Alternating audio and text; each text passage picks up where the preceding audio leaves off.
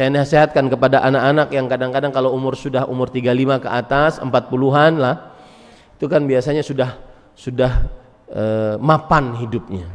Sudah punya istri, sudah punya anak, sudah punya rumah, sudah punya alat transportasi, sudah mapan lah. Sebagian besar seperti itu, sudah mapan. Maka dia ingin kemudian berbagi dengan orang tuanya. Orang tuanya otomatis sudah berumur tua, syaikhukhah atau haram, super tua.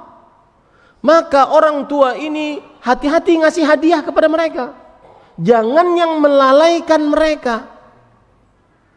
Orang tua yang asalnya punya HP yang monokrom, nggak ada HP pintarnya, nggak ada internetnya, cukup dia bisa baca SMS ataupun telepon, itu sudah mencukupi. Karena orang tua tidak terlalu perlu untuk media sosial, untuk mengetahui alam semesta ini.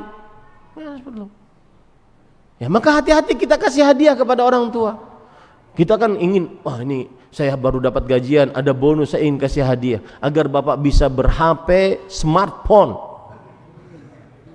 Dan ini kejadian Pak. Pernah suatu kajian maghrib, habis kajian setelah salat isya, saya didatangi oleh tadi golongan tua atau super tua. Rambutnya sudah beruban, badannya agak mungkuk, kemudian salam kepada saya. Assalamualaikum Ustaz. Waalaikumsalam Pak. Apa kabar? Mudah-mudahan Bapak sehat, diberkahi oleh Allah. Alhamdulillah Ustaz. Tadi malam saya lihat Ustaz di TikTok. Berarti nopo? Niki si super tua nih main TikTok. Semua yang bermain media sosial tahulah apa yang ada di dalamnya. Paham ini para ikhwan? Kurangi perkara-perkara dunia kalau sudah berumur 50 ke 60, 60 ke 80. Sudah, kurangi, ringankan perkara-perkara dunia. Yang ada masjid, rumah, masjid. Kulo pernah suatu ketika ngisi pengajian di sebuah masjid.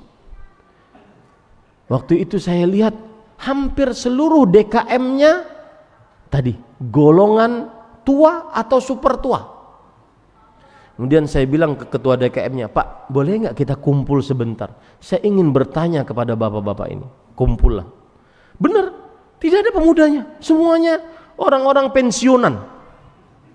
Saya tanya, Pak, ngapunten ini, saya mau nanya, kenapa DKM-nya semuanya orang tua-tua?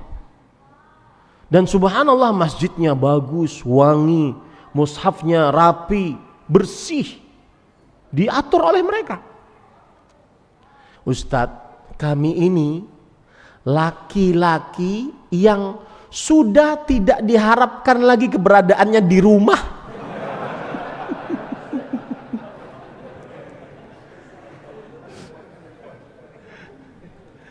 Ya, jadi ada tidak ada sudah nggak dicari. Istrinya pun nggak nyari, karena itu hukum kebiasaan manusia. Kathratul misas tudhibul ihsas. Karena saking sering bersentuhan maka hilang rasa kadang. Tapi maksud saya, gunakan waktunya sebaik-baiknya. Makanya saya katakan tadi, poin kedua bahwa ayat ini tujuan penciptaan kita adalah ibadah, dia rem. Kalau kita mulai lalai maka ingat, fulan, kamu ngapain di dunia?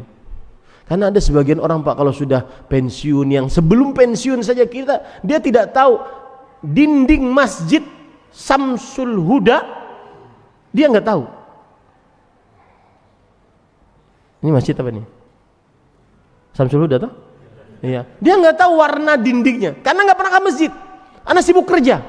Ah, setelah pensiun masih kerjain freelance, masih kerjain ini itu. Kalau sudah pensiun Pak, itu rem. Sudah mulai mendekat kepada Allah. Memperbanyak diri kepada Allah Subhanahu untuk beribadah kepada Allah Subhanahu. Tapi ingat, yang masih muda, umur berapa tadi? 15 ke 35 atau 35 ke 50. Jangan anggap remeh. Ada perkataan menarik, Maimun bin Mihran, seorang tabi'i, beliau berkata, ketika beliau melihat, karena saya lihat di sini ada seumuran dengan bapak saya, umur 70-an. Ya ma'syarasy syuyuh, ma yuntadhar idza kana az-zar'u byadda. Wahai para orang tua, apa yang ditunggu kalau seandainya tumbuhan itu sudah memutih semua? Maksudnya, wahai para orang tua yang jenggotnya, kemudian rambutnya sudah memutih semua, apa yang ditunggu? Kata para orang tua tersebut, al-hasad, dipetik, artinya sebentar lagi mati. Lalu beliau melihat kepada para pemuda, ya ma'syaras syabab, wahai para pemuda, i'lam annal afah qad tadkhuluhu az-zar' qabla an yustahsad. Ketahuilah bahwa penyakit bisa masuk ke dalam tumbuhan tanaman sebelum masa dipetik. Paham? Jangan merasa oh masih lama. Ya. Saya pernah waktu masih kerja di Arab Saudi, bekerja sebagai pendakwah dan penerjemah. Tugas saya adalah ke camp-camp para tenaga kerja Indonesia. Waktu itu saya ke sebuah camp tenaga kerja pembangkit listrik tenaga laut. Saya menyebutkan tentang sholat karena kadang-kadang sebagian yang bekerja ini lupa sholat. Kemudian ada yang menyanggah, Ustadz, kami kesini keluar puluhan juta, yang ada dalam benak kami adalah berburu rial dan dolar. Ustadz, dakwahnya tentang mendirikan sholat nanti aja Ustadz, kalau kami sudah pulang ke Indonesia.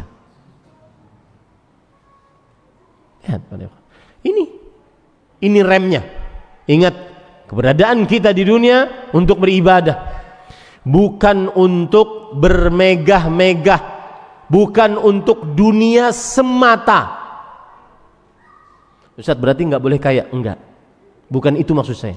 10 orang yang dijamin masuk surga semuanya kaya-kaya.